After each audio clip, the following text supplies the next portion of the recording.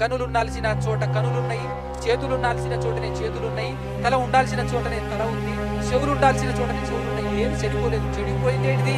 మనిషి యొక్క హృదయం, మనిషి యొక్క మనసు చెడిపోయింది. కాబట్టి చెడిపోయింది హృదయం ఒకటే.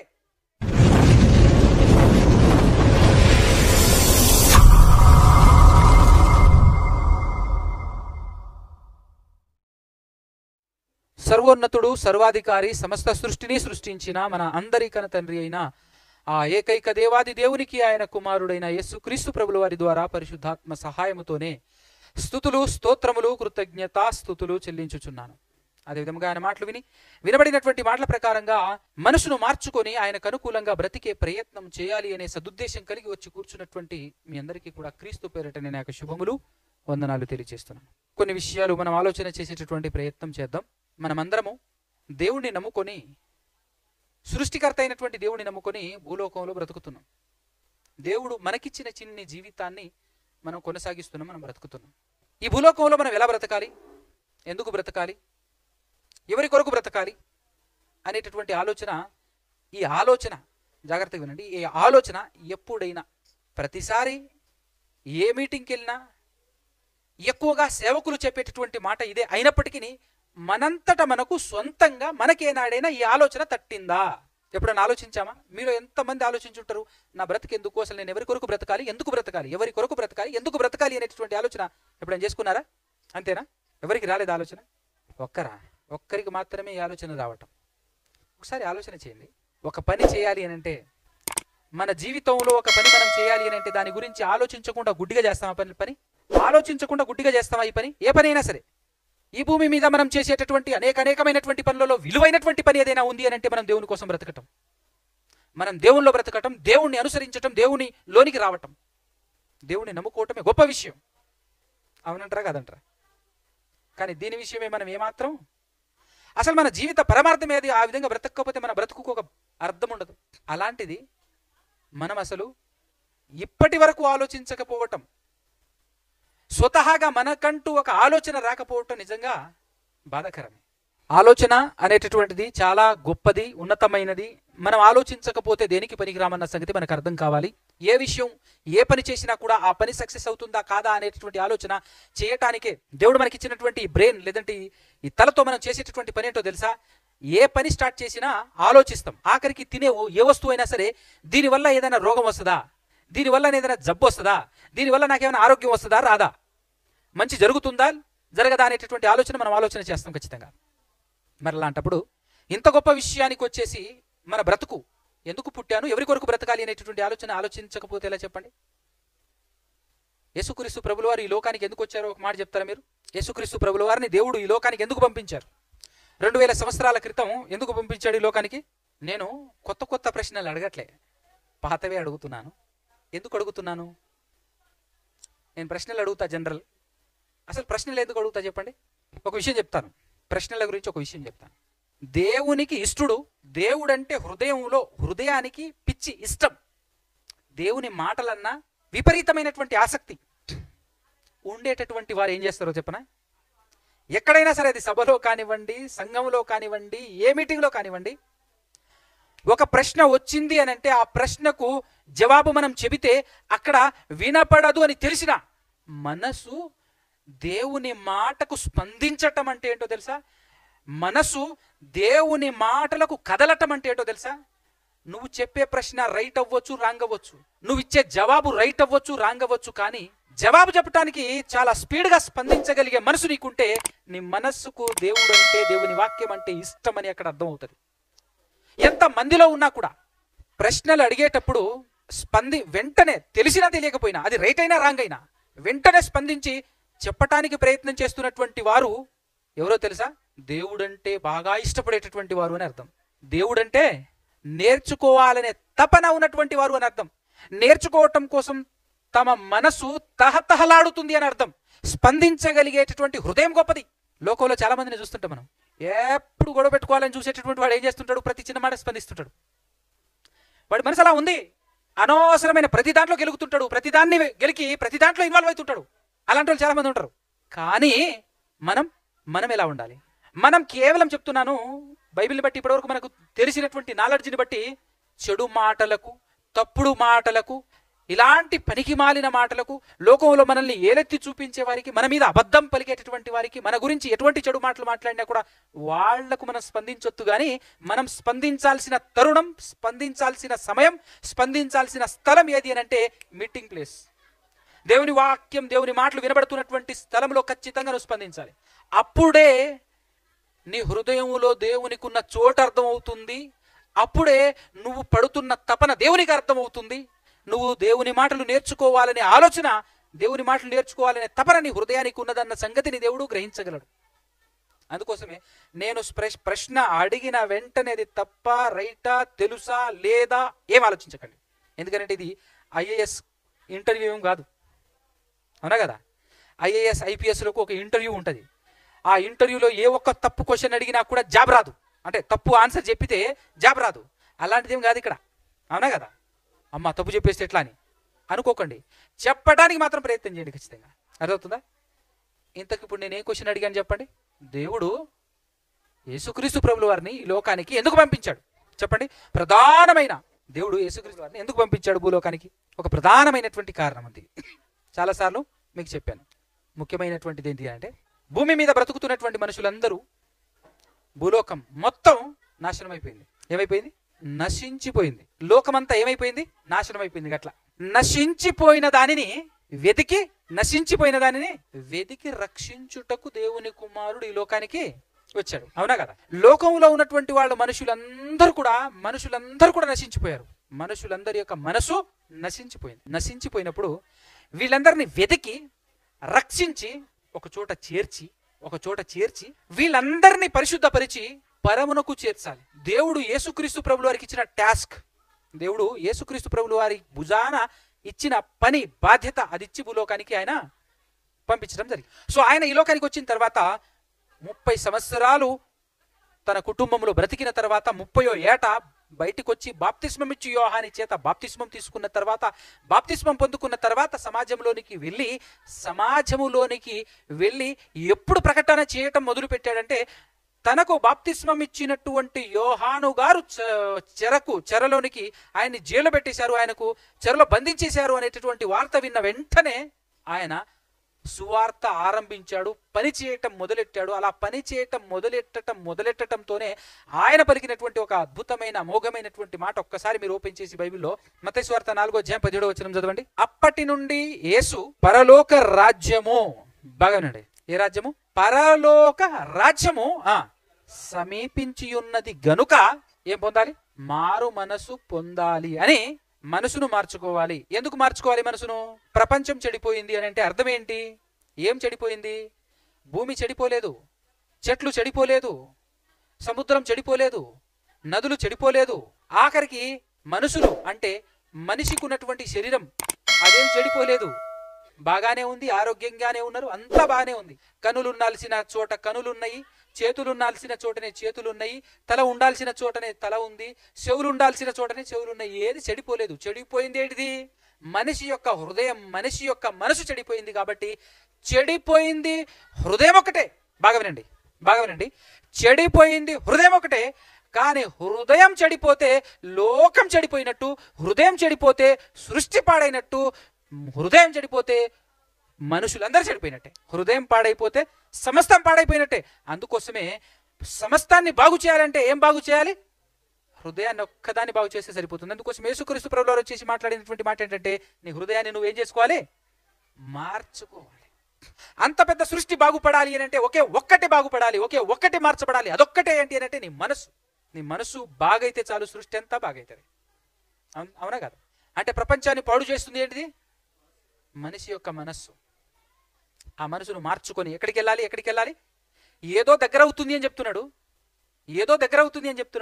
ఏంటిది? పరలోక రాజ్యం అంటే ఏంటో తెలుసా మీకు?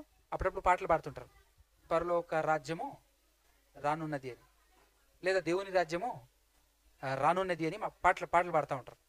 ఇంతకు పరలోక రాజ్యం ఎక్కడుంది తెలుసా ఎవరికైనా? దీని గురించి క్లారిటీ ఎక్కడుంది, ఏ విధంగా ఉంది అనేటటువంటి విషయాలు మనం మాట్లాడుకుంటూ ముందుకు సాగే ప్రయత్నం చేద్దాం. ఈరోజు ఇంట్రడక్షన్ ఇస్తాను మీకు దీని గురించి. పరలోక రాజ్యం ఎక్కడుంది?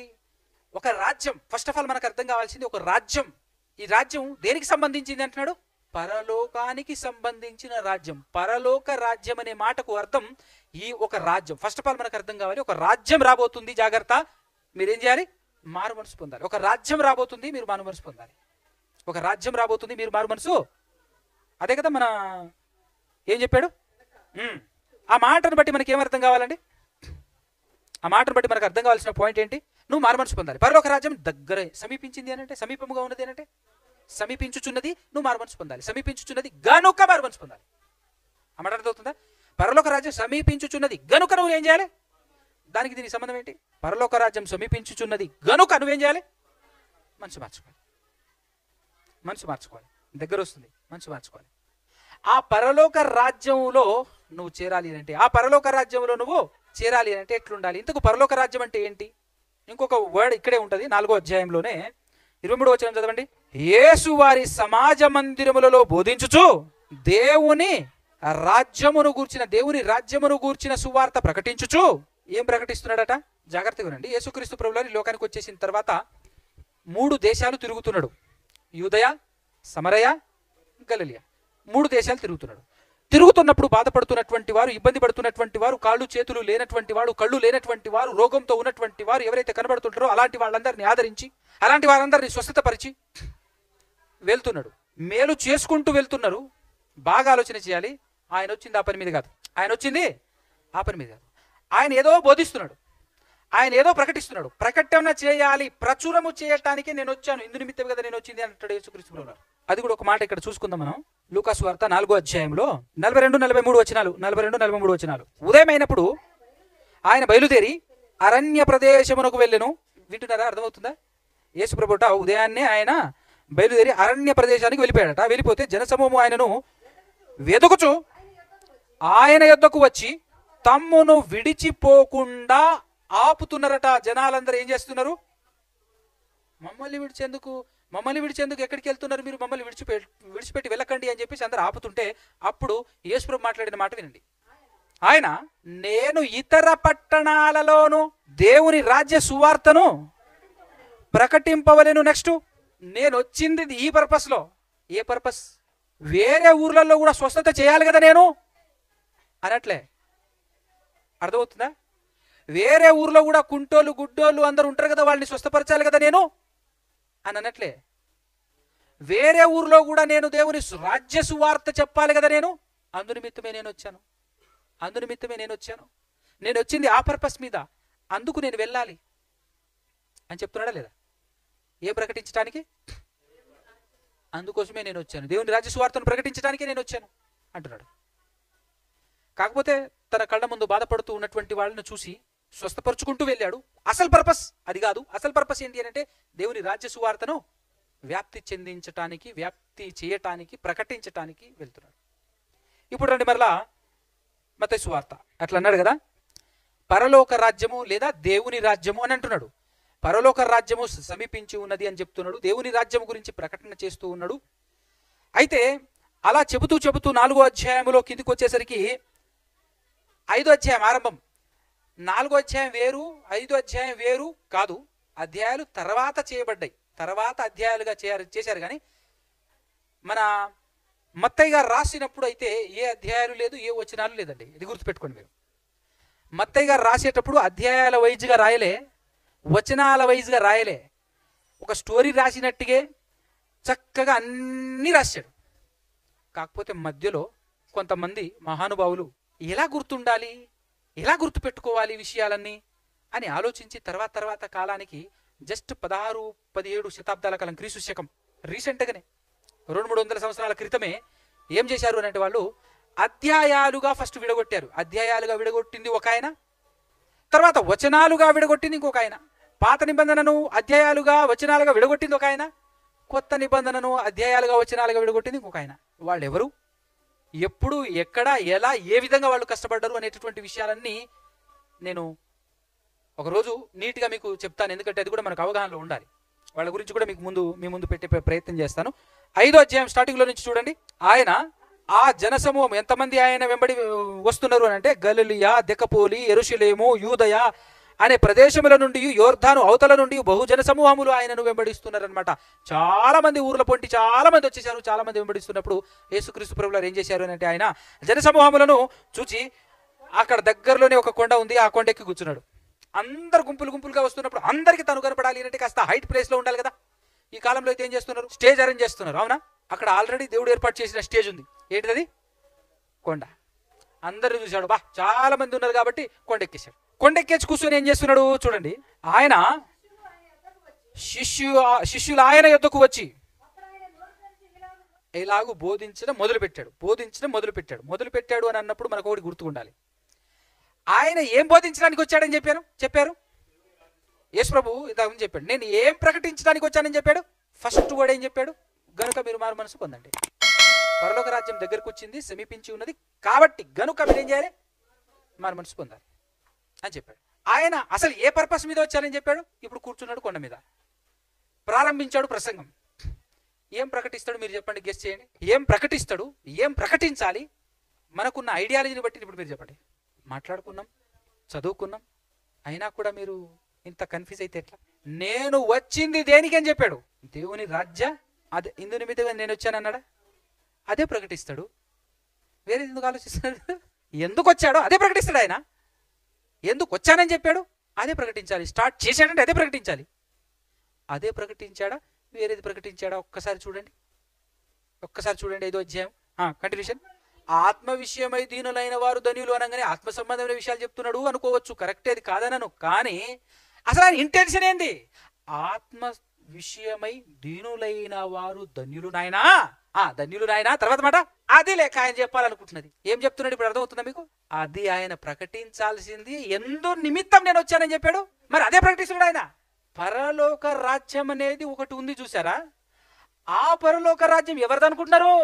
ఎవరిదో తెలుసా? అది చెప్తున్నాడు. పరలోక రాజ్యం గురించి చెప్తున్నాడు. ఎవరిదో తెలుసా? ఆత్మ విషయంలో దీనులైనటువంటి వారు ఎవరైతే ఉన్నారో వాళ్ళదే పరలోక రాజ్యం దగ్గరకు వస్తుంది. మారు మనసు పొందండి, మనసు మార్చుకోండి అని చెప్తున్నాడు. ఎందుకు అంటే ఆ పరలోక రాజ్యం గొప్పది. ఆ పరలోక రాజ్యంలో ఎవరు ఉంటారు తెలుసా? ఆ పరలోక రాజ్యం ఎవరిదో తెలుసా? ఎవరికి చెందుతుందో తెలుసా? ఆత్మ విషయమై దీనులైన వారు ధన్యులు, అలాంటి వారిదే ఆ రాజ్యం. దేని గురించి ప్రకటిస్తున్నాడు యేసు ప్రభు ఇప్పుడు చెప్పండి? పరలోక రాజ్యం గురించే. మొత్తం పరలోక రాజ్యం గురించే. కంటిన్యూషన్ చదవండి మీరు. వినండి, నేను చదువుతాను. దుఃఖపడువారు ధన్యులు, వారు ఓదార్చబడుతురు. సాత్వికులు ధన్యులు, వారు భూలోకమును స్వతంత్రించుకొందురు. నీతి కొరకు ఆకలి దప్పులు గల వారు ధన్యులు, వారు 10వ వచనం ఏం చెప్తున్నాడు? నీతి నిమిత్తం హింసింపబడు వారు ధన్యులు. మళ్ళా ఏం చెప్తున్నాడు?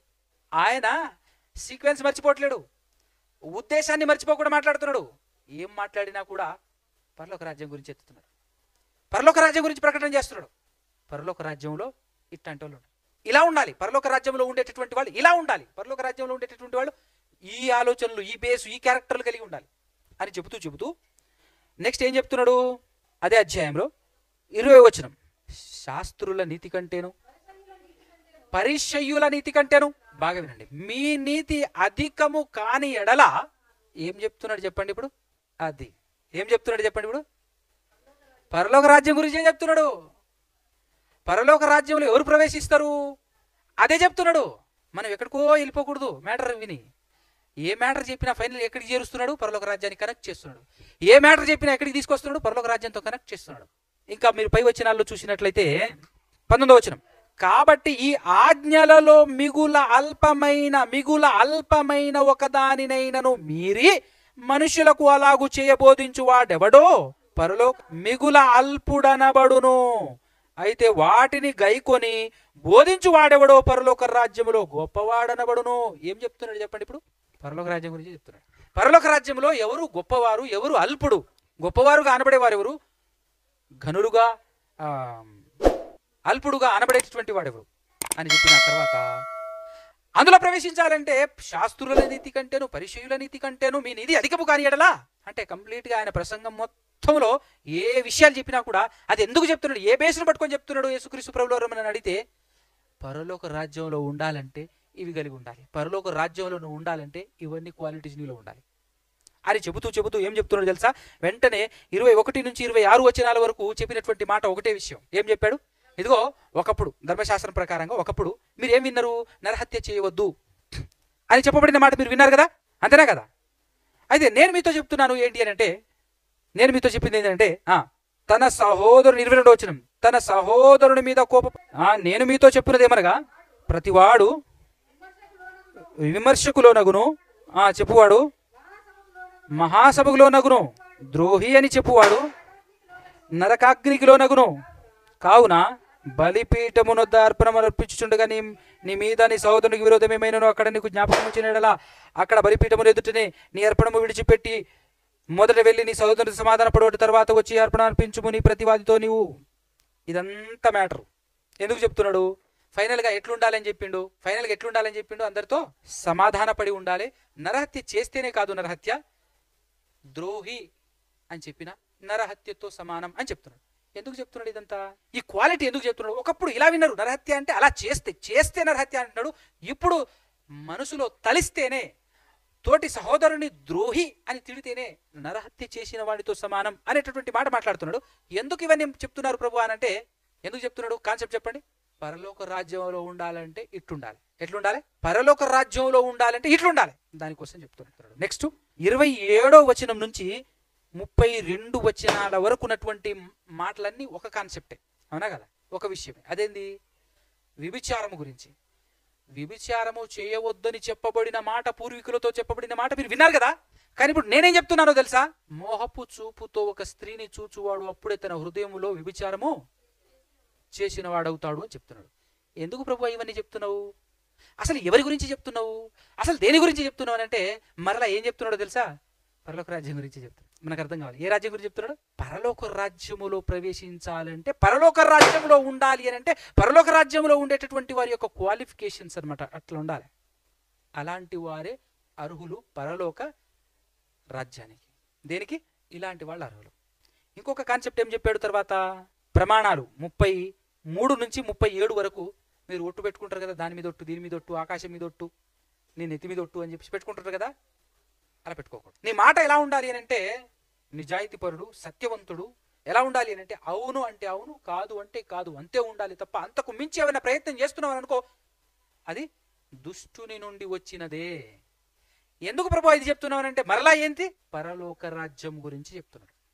ఏం చెప్తున్నాడు? పరలోక రాజ్యం గురించి. పరలోక రాజ్యంలో ఉండాలంటే ఈ క్వాలిఫికేషన్, ఈ విధానమైనటువంటి ప్రవర్తన నీకు నాకు మనకు ఉండాలి అని చెప్పేసి మాట్లాడుతున్నాడు.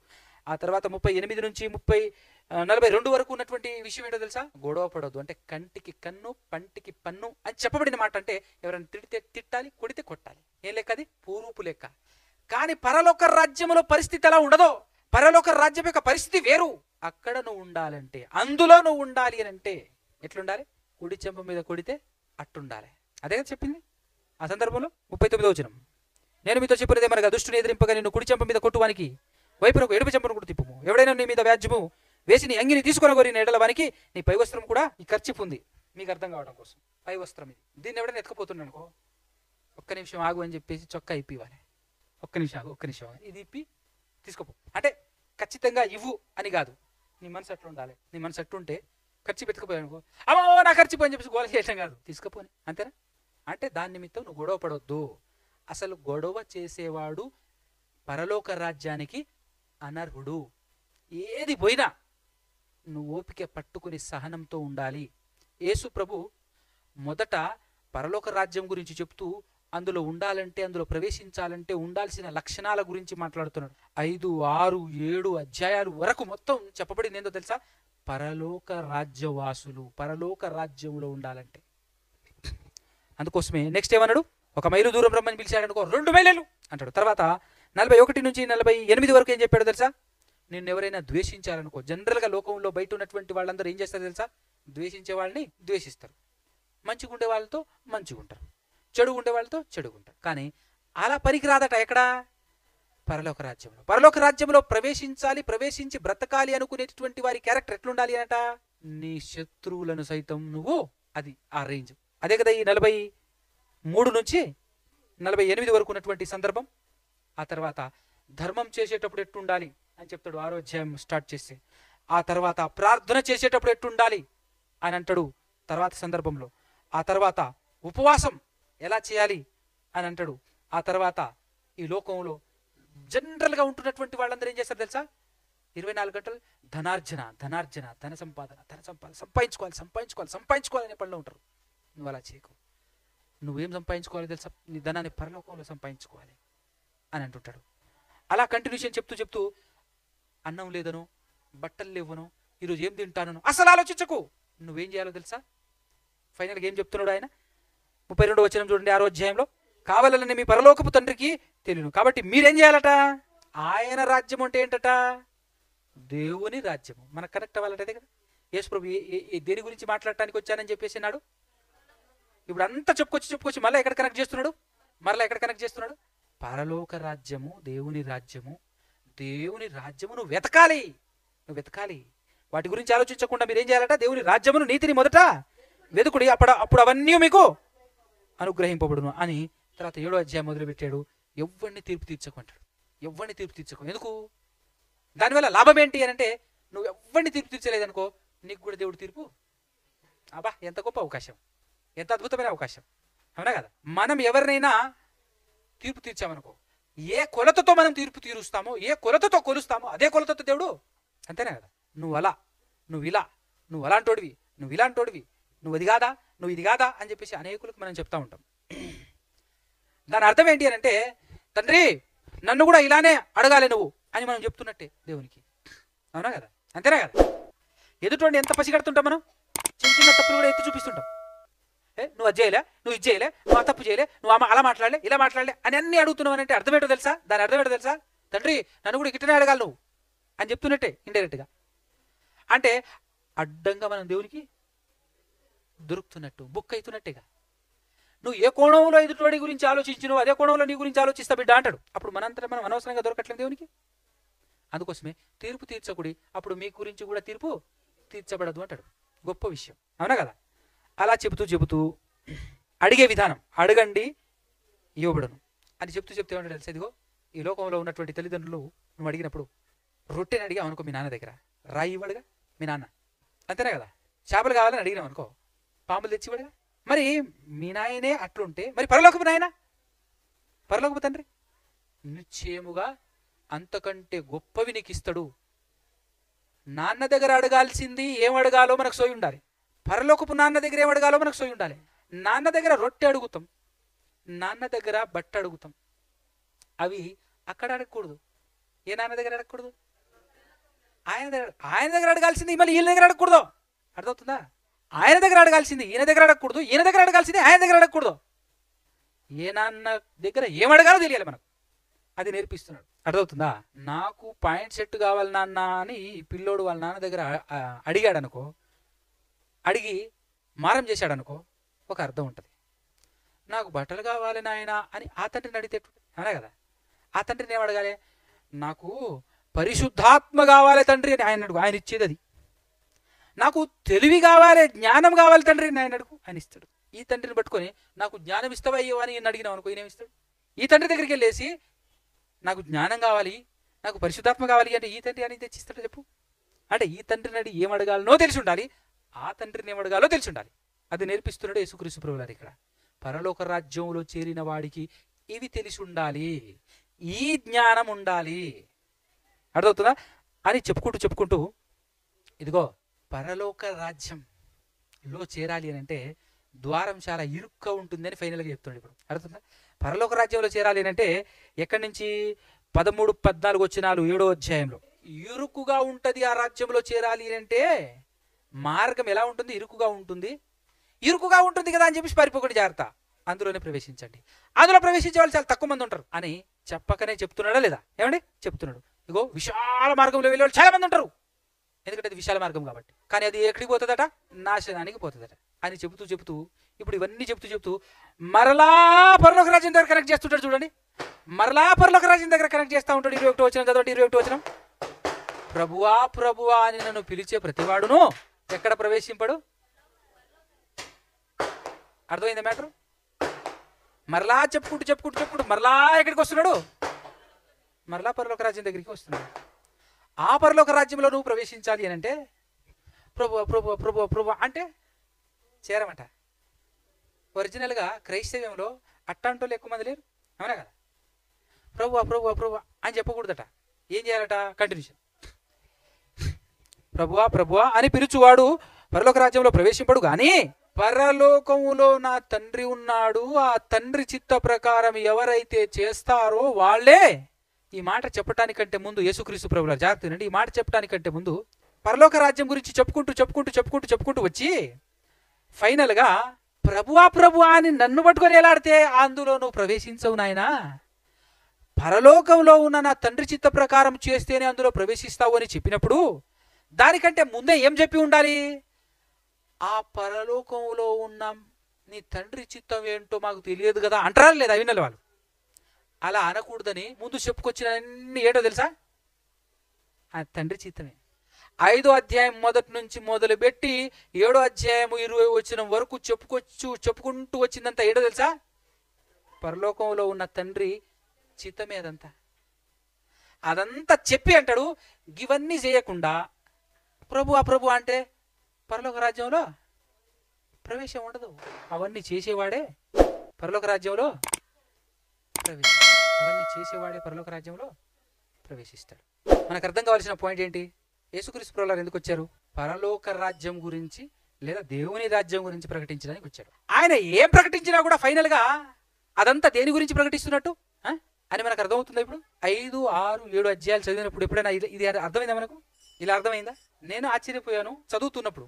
నాకు ఇది అర్థమైనప్పుడు నిజమే కదా, మొత్తం అక్కడికే కనెక్ట్ చేస్తున్నాడు. ఏం ప్రకటించడానికి వచ్చాను అని అంటే పరలోక రాజ్యం గురించి ప్రకటించడానికి వచ్చాను అన్నాడు, అదే ప్రకటిస్తున్నాడు. ఓహో, పరలోక రాజ్యంలో ప్రవేశించాలంటే, పరలోక రాజ్యంలో ఉండాలంటే, పరలోక రాజ్యంలో నిలబడాలంటే అందులో ఉన్న వ్యక్తుల యొక్క క్వాలిఫికేషన్, అందులో ఉన్న వ్యక్తుల యొక్క క్యారెక్టర్ అట్టుంటది, లక్షణాలు అట్టుంటేనే నువ్వు ఎక్కడున్నట్టు. వాటికి వ్యతిరేకంగా ఉంటే నువ్వు పరలోక రాజ్యంలో లేనట్టే, ప్రవేశించనట్టే, అవునా కదా? అంటే ముందస్తుగా ఆయన మొత్తం చెప్పేశాడు. పరలోక రాజ్యం అనేటటువంటిది ఆయన మాట్లాడుతున్నప్పటికీ భూమి మీదకి ఇంకా రాక మునిపే ఆయన మొత్తం చెప్పేస్తున్నాడు. ఆ విషయాలను ముందుగానే చెప్పేస్తున్నాడు. దీని గురించినటువంటి ఇన్ఫర్మేషన్, ఆ పరలోక రాజ్యం ఎక్కడుంది, ఎలా ఉంది, ఏమై ఉంది అనేటటువంటి విషయాలు వినండి. ఏమై ఉంది అనేటటువంటి విషయాలు వచ్చే వారం మాట్లాడుకుందాం. చక్కగా నీట్గా వచ్చే వారం మాట్లాడుకుందాం. అర్థమవుతుందా? కళ్ళు మూసుకొని తల్లంచినట్లయితే చిన్న ప్రార్థనతో ముగించుకుందాం. పరిశుద్ధుడా, పరమాత్ముడా, పరమందు ఆశీనుడా, సకల ఆశీర్వాదాలకు కారణభద్రుడైన తండ్రి,